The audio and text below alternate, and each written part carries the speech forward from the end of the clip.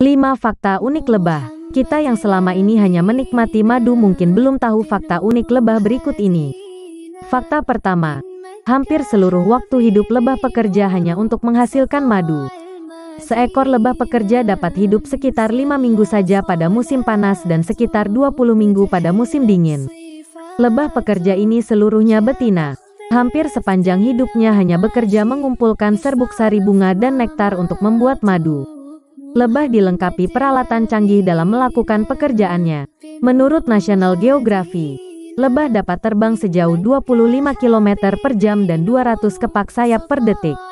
Selain itu, seekor lebah memiliki 170 reseptor bau yang dapat menemukan sumber makanan terbaik untuk diproduksi menjadi madu.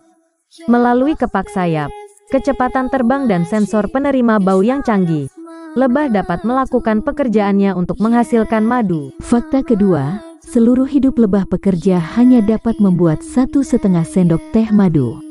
Sebagai bagian dari koloni, ratu lebah memproduksi sekitar 1.500 sampai dengan 2.500 telur lebah per hari untuk kelangsungan hidup koloni. Seekor lebah hanya dapat memproduksi 1,5 sendok teh madu. Maka, 1,5 sendok teh madu diproduksi sekitar 5 minggu lebih oleh seekor lebah.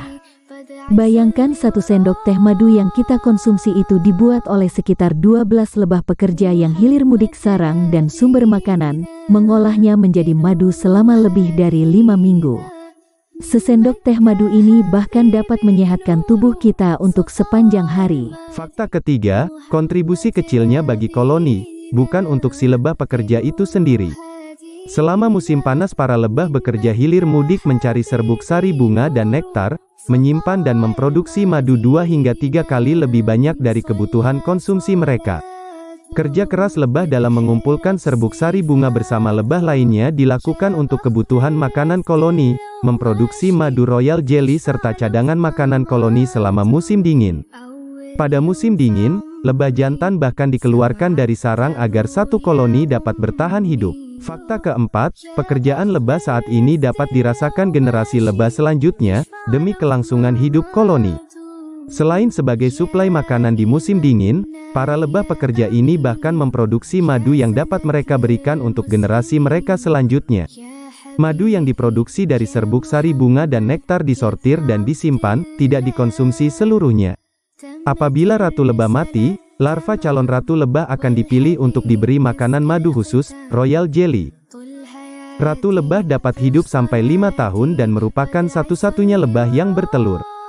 Dialah yang tersibuk di bulan-bulan musim panas, ketika sarang perlu kekuatan maksimum, dan dapat menetaskan hingga 2.500 telur per hari. Fakta kelima, senyawa kimia neonicotinoids, mengganggu lebah pekerja dan kelangsungan hidup koloni lebah.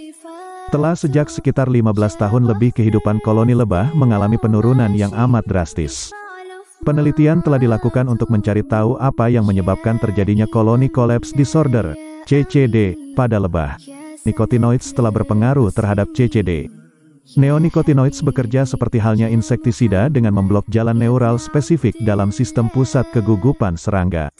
Zat kimia neonicotinoids merusak komunikasi para lebah, kemampuan mencari makan dan kembali pulang ke sarang, aktivitas terbang, kemampuan membedakan zat dari pembelajaran penciumannya dan sistem imunnya, bahkan seluruh kemampuan lebah untuk dapat bertahan hidup. Para lebah terkena substansinya sebagaimana manusia terkena rokok atau produk-produk nikotin lainnya. Kontaminasi neonicotinoids yang berisikan pestisida pun terdapat dari industri dan tanah pertanian, terbawa oleh lebah pekerja yang membawa serbuk sari bunga ke sarang mereka dan menginfeksi larva-larva serta ratu lebah.